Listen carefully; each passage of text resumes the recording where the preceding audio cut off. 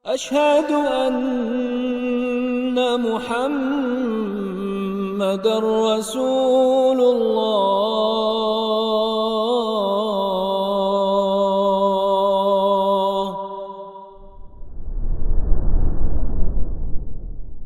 ومن يضلل فلا هادي له. أشهد أن لا إله إلا الله وحده لا شريك له وأشهد أن محمدا عبده ورسوله لا نبي بعده. فإن أصدق الحديث كتاب الله وخير الهدي هدي محمد صلى الله عليه وسلم وشر الأمور محدثاتها وكل محدثة بدعة وكل بدعة ضلالة وكل ضلالة في النار. أما بعد.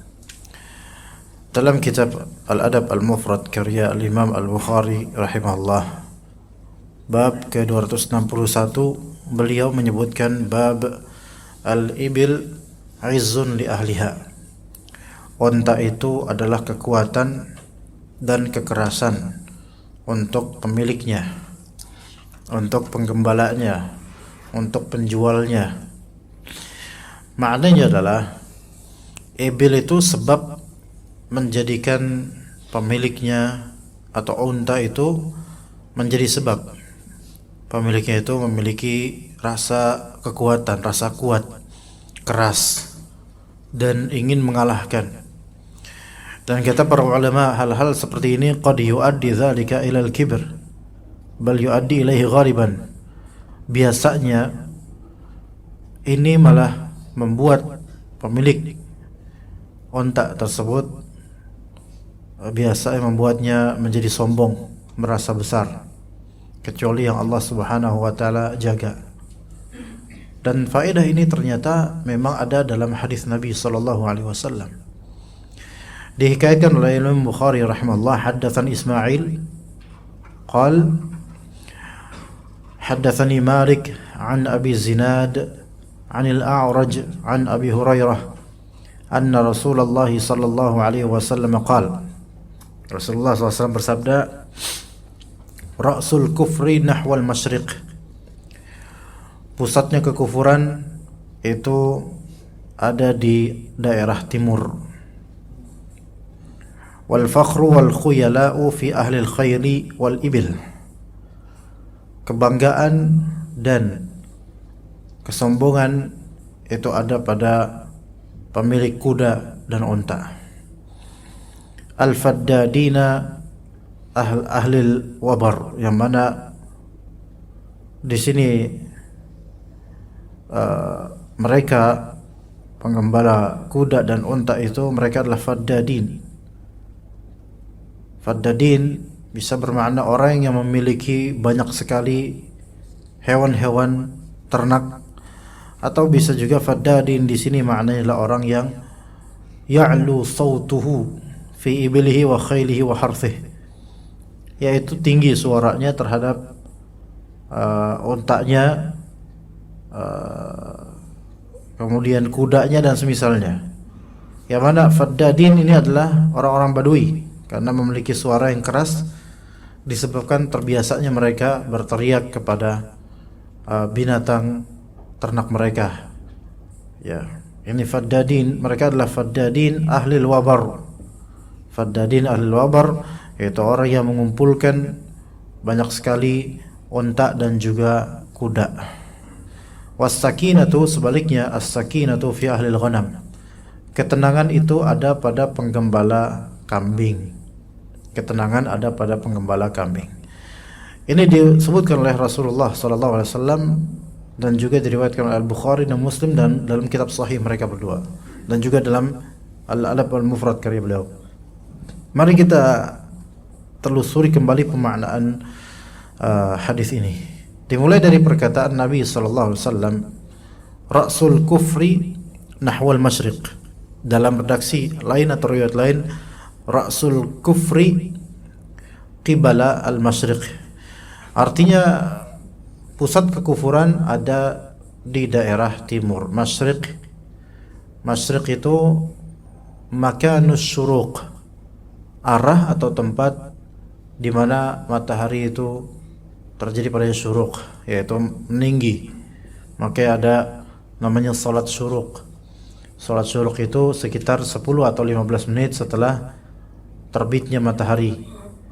Yang di masjid-masjid biasanya ya ini tulu 15 jam 5 sampai lewat 56. Maka kalau ini jam 5 lewat 56 kemudian ada suara alarmnya, maka itu tanda-tanda tidak boleh salat. Waktu dilarangnya salat mutlak. Kapan waktu syuruk? Kisaran 10 sampai 15. Mulai dari itu 15 menit setelah tulu, berarti kisaran jam 6 lewat 10-an gitu. Ya, jam 6 lewat 10-an baru itu waktu syuruk. Dianjurkan salat syuruk namanya. Dan syuruk itu maksudnya adalah syuruqus syams, yaitu matahari itu melakukan isyraq, yaitu mulai meninggi, memancarkan sinarnya gitu. Lebih tinggi lagi dibandingkan tulu', karena tulu' itu baru muncul gitu. Nah, itu namanya syuruq. Maka ra'sul kufri qibala al-masyriq atau nahwal masyriq. Puncak kekufuran itu dari arah timur, ada di arah timur. Kalau di uruf sekarang kan kehidupan belahan bumi ini secara society dan masyarakat atau kenegaraan terkumpul menjadi ada namanya western, ada namanya eastern, yaitu western barat ya. Eastern itu kita, kemudian terbagi lagi eastern itu ke beberapa wilayah lagi gitu. Di peta ada Middle East, Middle Eastern ya, Timur Tengah, karena itu emang di tengah gitu kan. Kalau kita timur apa jemaah? Tenggara gitu. Atau timur lah pokoknya ya. Yang penting timur, dan sekarang memang di Jakarta Timur ya. Dan ini timur masyriq, syuruq masyriq, karena matahari terbit dari timur. Tapi kenapa Rasulullah SAW mengatakan puncak atau sumber atau kepalanya kekufuran dari arah timur? Maka ini adalah isyarat dari Nabi SAW akan betapa buruk dan kerasnya kekufuran orang-orang Majusi. Karena maksud dari timur di sini adalah kerajaan Persia. Ya, maksudnya adalah kerajaan Persia dan siapapun yang mentaati mereka dari kalangan Arab. Ingat, Persia sama Arab itu beda ya jemaah. Persia bukan Arab dan Arab bukan Persia. Nah, Arab itu ada di Jaziratul Arab dan termasuk pula ke dalamnya Mesir. Orang Mesir itu nggak mau disebut orang Afrika, ikhwan.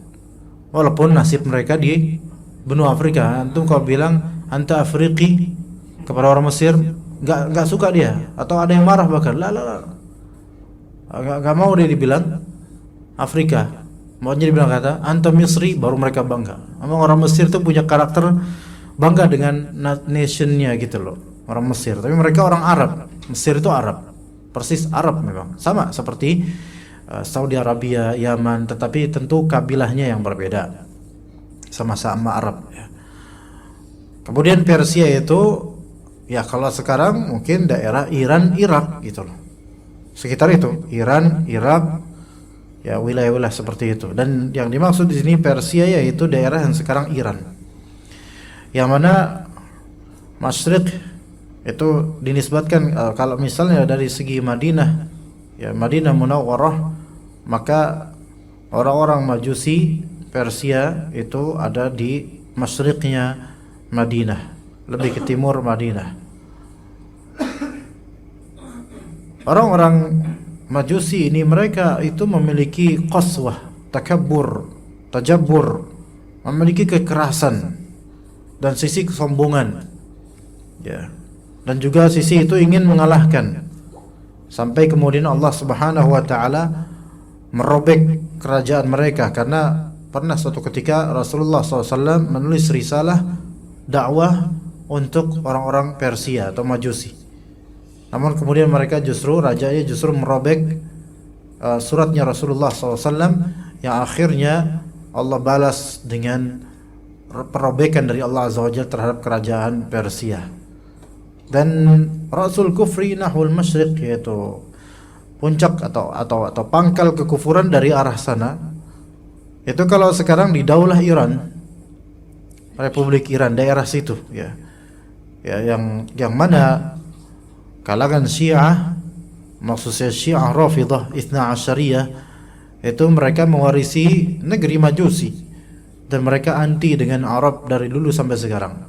Dan banyak disusupi kepada mereka dari Syiah, dari awal agama Syiah sampai sekarang disusupi oleh Yahudi, walaupun zahirnya seolah-olah mereka anti terhadap Yahudi, padahal aslinya agama tersebut adalah bentukan Yahudi dari Abdullah bin Saba yang pura-pura menjadi orang Islam dan kemudian menjadi munafik, dan dari situlah kemudian diprovokasikan sebagian dari orang untuk bersikap berlebihan terhadap Ali bin Abi Thalib sampai sekarang ya kawan. Dari Rasul Kufri, Rasul kekufuran dari arah sana, karena mereka pada asalnya Persia itu Majusi. Majusi itu dulunya pangkalnya di Persia. Ya, alhamdulillah kemudian setelah beberapa khilafah Islamiyah dari sebagian sahabat Nabi dan juga tabi'in, akhirnya ekspansi dakwah sehingga Persia berhasil ditaklukkan dan warganya menjadi muslim, bahkan mencetak kader-kader ulama yang besar. Banyak ulama-ulama Persia, di antara yang bahkan Abu Hanifah itu sendiri kan Persia. Kalau ada pernah dengar nama Ar-Razi, banyak Ar-Razi. Ar-Razi itu bukan cuma satu. Ar-Razi itu nama nisbat kepada daerah namanya Roy. Ya, Roy gitu. Ya, tapi Pak Roy ya bukan orang Persia, ya orang Indonesia Pak Roy. Nama tempatnya namanya Roy, tapi kemudian karena nisbat jadi Razi gitu. Itu nama daerah Roy, itu nama daerah di Persia. Ya, sekarang letaknya di Republik Iran gitu. Mencetak ulama-ulama besar. Jadi Ar-Razi itu banyak sekali. Yang masyhur di kalangan umum muslimin Fakhruddin Ar-Razi, penulis kitab Mafatihul Ghaib dan kitab-kitab lainnya. Itu masyhur sekali Ar-Razi yang itu. Ya. Dan itu aslinya Persia, namun menjadi ulama. Kemudian masih banyak lagi peradaban Persia yang kemudian menjadi muslimun dan kuat keislaman mereka. Setelah dulunya nenek moyang mereka adalah orang-orang Majusi yang kuat sekali kemajusiannya, penyembah api. Ya. Nah kemudian tidak luput juga yang serupa dengan Masyriq ini, dan mungkin bisa juga disebut area Masyriq juga, yaitu daerah Rusia sekarang. Ya, daerah-daerah Rusia dan orang-orang yang tidak menyembah agama dari ateis, orang mulhidun, yang mereka tidak percaya adanya Tuhan, maka mereka merupakan Rasul Kufri, yaitu kepalanya kekufuran. Dan Dajjal akan keluar dari daerah Masyriq, dari arah namanya Asbahan. Asbahan itu suatu distrik, entah sekarang jadi kabupaten atau apa ya namanya kalau, tapi di satu daerah Iran. Di daerah Iran yang mana nanti akan ada sekian puluh ribu Yahudi berasal dari Asbahan yang akan mengikuti Dajjal nanti suatu saat. Ya. Nanti suatu saat. Semoga Allah Ta'ala tidak pertemukan kita dengan masa itu ya, karena masa itu adalah fitnah terbesar. Dan ajaibnya ketika itu Dajjal itu keluar, kebanyakan dalam satu riwayat aktsaru, yaitu kebanyakan mutabi'nya, kebanyakan pengikut Dajjal ketika itu nanti adalah nisa, perempuan. Ini bukan berarti alhamdulillah bukan saya, bukan, enggak gitu juga. Ya. Kebanyakan pengikutnya perempuan. Sampai sebagian dari bapak-bapak yang soleh itu mendekamkan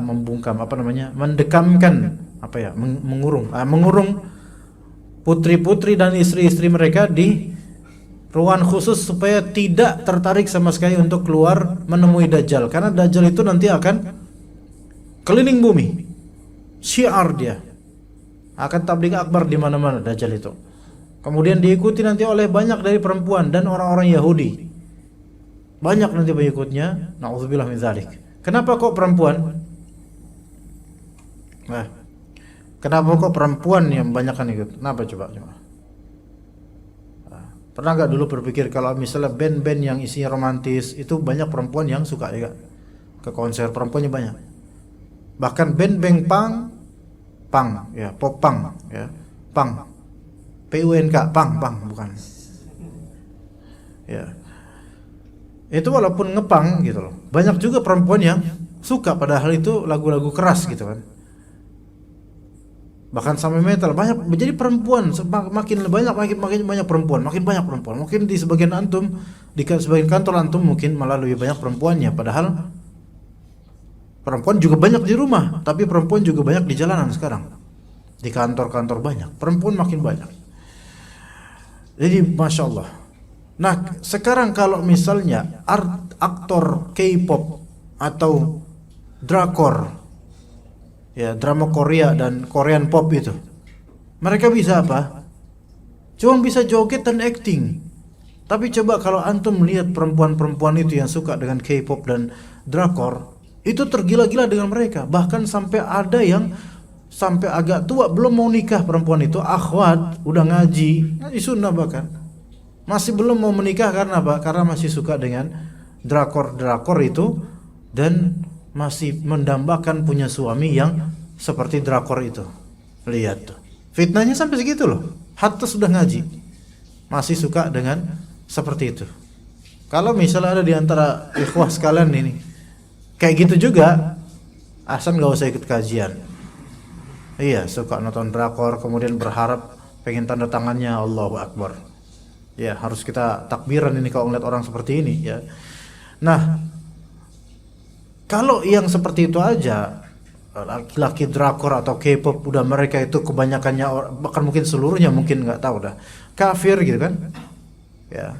Menang mungkin putih saja dan itu dari Allah Azza wa Jalla, kebaikan fisik yang akan fana dan pasti fana, dan cuma bisa joget, acting, dan juga itu nggak kelelakian ikhwan. Lelaki itu nggak seperti K-pop, boyband dan drakor, itu tercabut kelelakiannya. Mereka telah mengoperasi kolbu mereka, walaupun kemaluannya masih utuh, tapi kolbu mereka telah dioperasi menjadi kolbu banci. Iya, di zaman salaf dulu yang suka nyanyi itu perempuan. Aib kalau laki-laki itu suka nyanyi. Penyanyi itu rata-rata bukan berarti zaman salaf penyanyi salafi gitu, dulu bukan salaf penyanyi, enggak, maksudnya yang fasik dari penyanyi dulu itu adalah perempuan. Laki-laki enggak ada yang. Laki-laki dulu laki-laki gitu, cowok gitu. Iya, sekarang cowok bikin boy band, joget bareng, kemudian kompak jogetnya, masya Allah, la haula wala quwwata billah. Dan disukai digandrungi cewek-cewek, bahkan banyak yang berjilbab, bahkan sampai pelukan dengan salah satu artis atau aktor drakor atau apa K-pop itu, sampai nangis-nangis seolah-olah dia udah dapet tiket surga, nangis gitu, masya Allah. Ini memalukan. Yang perempuan yang sudah ngaji atau muslimah yang nutup aurat aja itu ngikutin yang seperti ini, yang sebenarnya ini penipuannya luar biasa, apalagi apa? Dajjal. Iya. Iya. Bulan belakangan ini kan yang booming Gus Samsudin. Padepokan saudara antum itu, ya, Padepokan Nurbaya, Nur Zat Sejati atau apa itu. Pengikutnya sebenarnya banyak jemaah banyak pengikutnya. Makanya awal itu backupnya tuh banyak yang backup, dan dari warga, dari beberapa orang, bahkan sampai minta KTP dan seterusnya. Itu backup. Kenapa kok sekarang bisa dibubarkan dan kemudian dinonaktifkan, dikasuskan dan dibully di mana-mana? Ya, hal seperti itu. Orang yang seperti ini sudah dinonaktifkan, nggak jadi dukun lagi, kemudian udah malu di mana-mana. Itu tidak mematikan sekam minat masyarakat terhadap perdukunan. Enggak. Tidak, beneran enggak. Karena yang dibuktikan itu adalah penipuan dari segi trik-trik sulap dan semisalnya. Adapun dari segi kesyirikan belum dibongkar. Itu hanya satu sampel. Tapi sebelumnya itu digandrungi oleh banyak orang berobat ke situ, banyak yang berobat ke situ, ya kawan. Banyak yang berobat ke situ. Cuman karena viral dan dipermalukan jadi viral, makanya masyarakat pada menjelekkannya gitu loh. Coba kalau nggak viral, tetap banyak itu pengikutnya. Ini karena viral aja, karena viral dan memalukan gitu loh. Ya. Kisaran belasan tahun lalu ada ponari tanpa sweat, ya. Ada ponari. Itu mencelupkan batu doang, bahkan lebih sederhana lagi khurafatnya. Dan mungkin masih ingat gak dulu di TV sampai ratusan orang itu bererot mereka ngantri cuman buat celupin batu keramat dia. Dan kita nggak tahu batu apa, kita nggak tahu. Dan itu masih kecil ketika itu. Sekarang udah gedean. Coba cari di YouTube nasib ponari kekinian. Ya, nggak tahu jadi apa dia. Apakah jadi dukun atau mungkin punya side job, mungkin jadi tukang parkir Indomaret, saya nggak tahu. Ya, tapi ala kulli hal coba yang seperti itu dulu laku karena nggak ada yang ngebongkar, laris, nggak ada yang ngebantah. Yang seperti ini aja penipuannya itu sebenarnya, aduh, sudah mendurhakai akal nalar sehat kita sendiri gitu loh. Tapi banyak kok yang ikutin. Itu baru cabang paling OB-nya Dajjal itu. Paling OB, paling bawah, paling dasar, paling ditindasnya, paling mudahnya untuk dibongkar. Gimana dengan Dajjalnya yang kalau misalnya Dajjal bilang, nih saya hidupkan lagi ya bapakmu ya, hidup lagi gitu kelihatan, walaupun itu tipuan, trik. Kelihatan hidup lagi. Ini lebih dahsyat lagi. Makanya mau pesulap warna apapun membongkar trik perdukunan salah sulap, kalau syiriknya belum dibongkar, dalilnya belum dikupas, itu ketemu Dajjal, ya akan ikut semua tetap. Wah, ini Dajjal nih, jangan nama Gus Samsudin, bohong. Kalau Dajjal beneran, ayo kita ikut, gitu mereka. Karena saktinya sakti beneran Dajjal ini. Dengan izin Allah, karena fitnah, sebagai fitnah ujian. Maka jemaah sekalian rahimakumullah, Dajjal nanti keluar dari daerah Asfahan atau daerah situ ya, sampai 70.000 orang Yahudi atau sekitar itu ikut Dajjal, dan banyak perempuan ikut Dajjal karena mudahnya perempuan untuk ngikutin hal yang trendy dan yang disukai, yang viral, mudah kena perasaan mereka, mudah diiming-imingi, bahkan mudah digombali.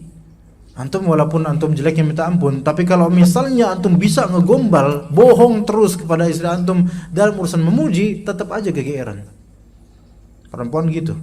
Padahal antum ganteng enggak. Tapi lidahnya bisa banget itu untuk memuji istri, ya. Tapi istri tahu antum tuh bohong. Iya. Istri tahu antum sedang bohong, ya. Masya Allah, baby kamu cantik banget hari ini. Padahal baru bangun tidur. Istri bilang, ih masa sih gombal babe gombal gitu. Tapi tetap hatinya seneng karena dipuji, padahal itu di antara kedustaan terburuk hari itu gitu loh. Tapi tetap habis itu tetap dia seneng gitu loh. Ini perempuan seperti itu, dibohongin, tapi kebohongan itu yang membuat ada kesukaan pada dirinya, tetap suka. Iya, gimana sayurnya sayang? Masya Allah, la haula kita bilang ini sayurnya belum pernah aku merasakan sayur seperti ini beb gitu. Senang gitu kan. Padahal tadinya udah minder, pasti nggak enak, kegaraman pasti. Padahal emang bener kegaraman. Suaminya hanya menyembunyikan kalimat la haula na'udzubillah min zalik, nih sayur dalam hati kayak gitu, tapi di lisan beda. Ya, jadi mudah ditipu, mohon maaf untuk akhwat ya ummahat. Tapi ini memang itu yang terjadi nanti. Dajjal ya.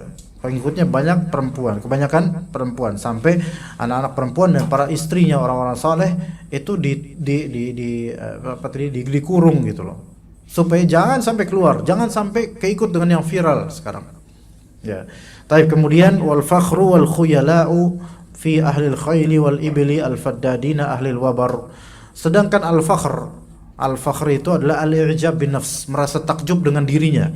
Fakhr, merasa takjub dengan dirinya, bangga kalau bahasa kita, bangga tapi dari segi negatif.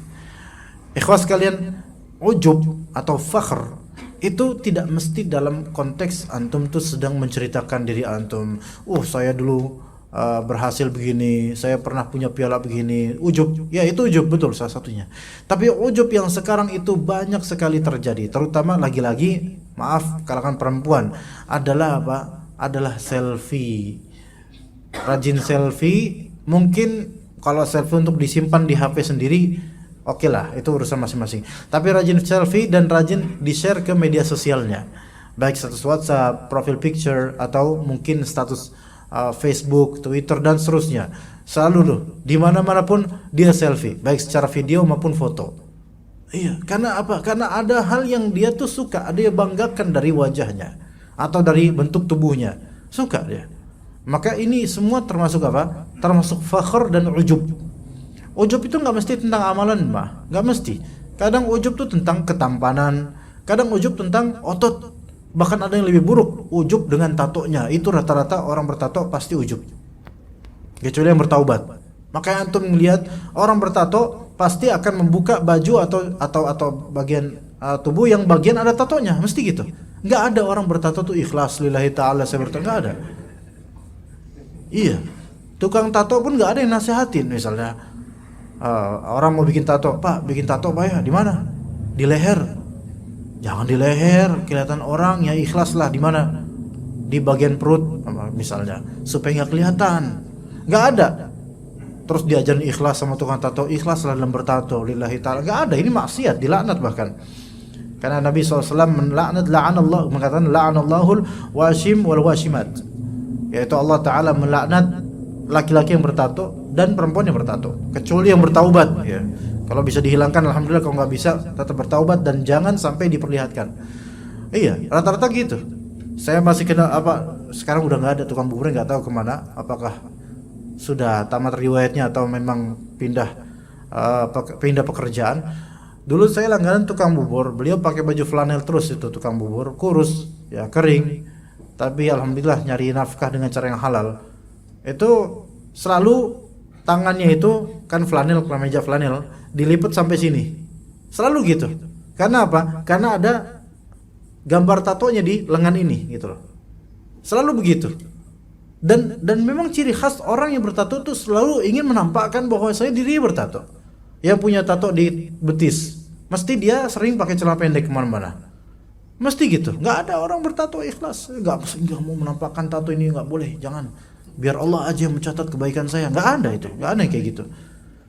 Nah ini namanya ujub dengan maksiat, dan ini termasuk mujaharah bil maksiyah, yaitu terang-terang melakukan maksiat yang tidak akan Allah ampuni kecuali taubat. Maka kata Nabi SAW, kullu ummati mu'afan illal mujahirun, semua umatku akan dimaafkan kecuali orang-orang yang terang-terangan berbuat maksiat ya. Maka hati-hati. Kemudian al-fakhr, ujub ya, kesombongan, dan khuyala, kesombongan dan merendahkan orang. Itu biasanya ada pada ahlul khail wal ibil, ada pada para penunggang kuda dan penggembala unta, penjual kuda, penjual unta, itu ada pada itu. Dan ini Rasulullah SAW menyebutkan kendaraan mewah ketika itu. Ketahuilah bahwasanya, tentu kita tahu ya, 1400 tahun lalu tidak ada kendaraan semewah sekarang. Mobil listrik nggak ada ketika itu. Kendaraan termewah di zaman Nabi SAW dan sebelumnya adalah unta, dan unta yang paling tinggi kualitasnya unta merah, paling membanggakan, humrun na'am. Nah kemudian setelahnya baru khail, kuda, faras, kuda, semakin bagus macamnya atau warnanya semakin dibanggakan ya. Unta yang paling tinggi kelasnya, kemudian kuda. Bahkan kalau kuda ini juga ada sisi hebatnya karena dipakai ketika perang. Kalau perang orang nggak pakai unta, jemaah. Kalau pakai unta ya repot. Mau mukul nggak sampai-sampai. Ya pakai apa? Pakai kuda. Ya pakai kuda, ada fakhr gitu. Bukan berarti nggak boleh nunggang unta, nggak boleh nunggang kuda, bukan. Rasulullah pun nunggang kuda pernah, nunggang unta pernah, nunggang keledai pun pernah. Bukan di nunggangnya sebenarnya, tapi ahlul khaili wal ibil, yaitu orang yang memang dia tuh menternaknya, menjualnya, dan betul-betul memilikinya dan setiap hari mengurusinya. Ini orang-orang seperti biasanya ada sisi fakhr dan juga kibr, ada kesombongan pada dirinya. Dan biasanya yang sepertinya al-faddadin ahlil wabar, yaitu orang-orang badui yang di pelosoknya Arab. Ketahuilah pelosok Arab itu beda dengan pelosok Indo. Kalau pelosok Indonesia makin banyak pohonnya, kalau pelosok Arab makin gak ada pohon, gersang, karena orang-orang badui tinggalnya di padang pasir, nggak ada pohon, malah makin nggak ada pohon. Nah mereka itu juga berternak. Maksudnya ya berternak binatang ternak maksudnya, yaitu seperti kuda, unta terutama yang paling tinggi kelasnya, kemudian kambing, domba. Ya, kalau ayam enggak di sana. Ayam di kita baru banyak ya. Di sana enggak berternak ayam. Nah, karena orang-orang Badui itu, kita tahu watak mereka tuh watak padang pasir yang sangat-sangat keras gitu loh. Bahkan kalau misalnya ngomong keras gitu, itu bagi mereka biasa. Ya, beda dengan daerah Madinah atau Madani. Masyarakat Madani itu masyarakat perkotaan yang mana saling berdekatan, saling bahu membahu. Kalau misalnya Badui itu suka menggembala unta dan kuda, itu harus dengan suara keras jemaah, harus dengan suara keras, terlatih untuk itu. Makanya ada ghilzah dan kekerasan pada diri mereka. Makanya disebut al-faddadin al-wabr, yaitu memiliki kekerasan itu. Tapi kalau misalnya ahlul ghanam, para penggembala kambing, itu memiliki as-sakinah. Makanya kata Nabi SAW,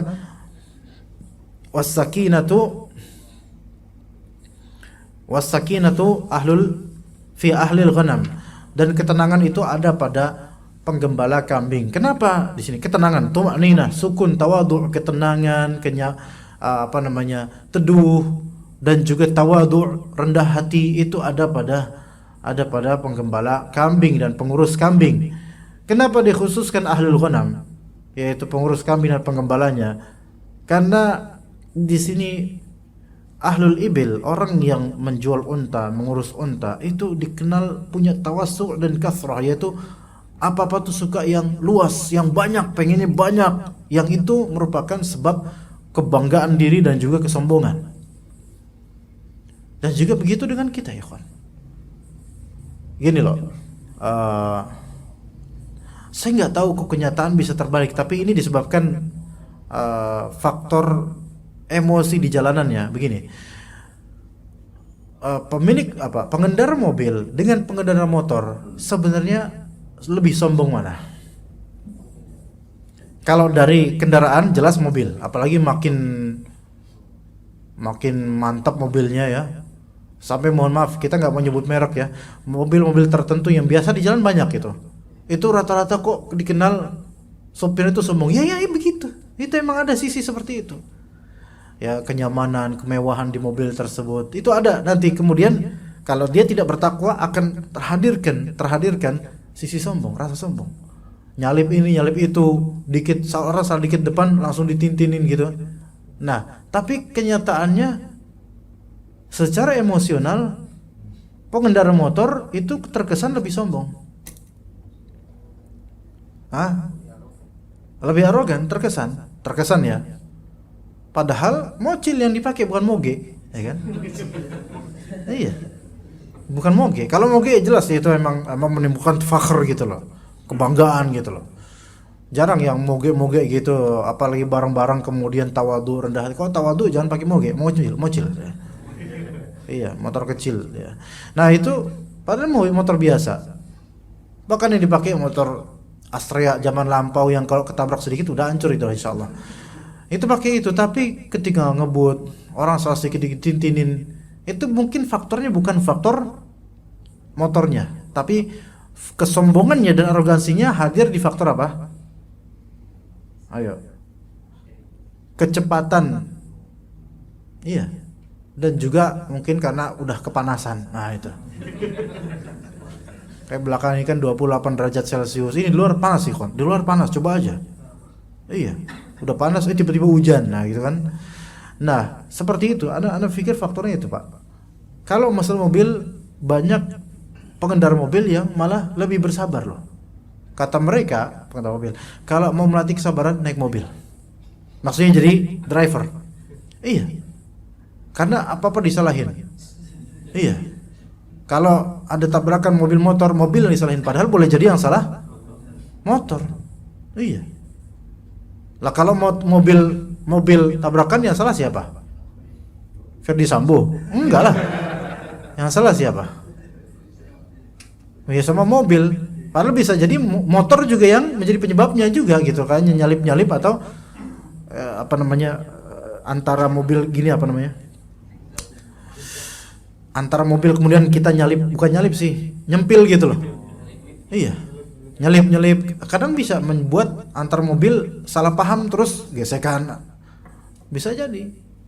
Dan belum lagi kalau macet harus lebih sabar mobil. Ini saya nggak bisa naik mobil loh, tapi saya membela pro dengan orang-orang karena kenyataannya mereka banyak bersabar. Cuman kalau dari segi size, dari segi besarnya kendaraan itu bisa membuat dirinya lebih sombong, bisa. Jadi ya relatif lah, tergantung dengan ketakwaan seseorang ketika itu. Nah, jadi kepemilikan kita mau pakaian, rumah, kendaraan itu berpengaruh terhadap kondisi kalbu kita mau sombong atau tidak, mau tenang atau tidak. Dan ketahuilah, orang yang sombong itu tidak akan tenang. Karena orang yang sombong dia akan, ketika ada orang yang sepadan dengannya, dia akan meninggikan dirinya, nggak bisa tenang dia. Tapi orang yang rendah hati itu akan lebih tenang. Mau dicela, dia akan bilang, ya emang gua kayak gini, orangnya mau gimana? Tenang dia, nggak ada saingan. Jarang ada orang saingan rendah hati, jarang ada yang saingan rendah hati. Tapi kalau sombong rata-rata saingan. Iya, begitu. Mobil lah, motor lah, nggak ada. Jarang orang main jelek-jelekan motor, nggak ada, ikhwan. Kontes jelek-jelekan motor, itu pun demi dapat hadiah. Nanti sombong juga dapat hadiah. Tapi jarang yang rendah hati sombong. Yang rendah hati itu main makin jelek-jelekan, nggak, jarang sekali. Mungkin hampir tidak ada mungkin. Ya begitu jemaah sekalian. Begitu juga ada orang yang sombong karena istri cakep.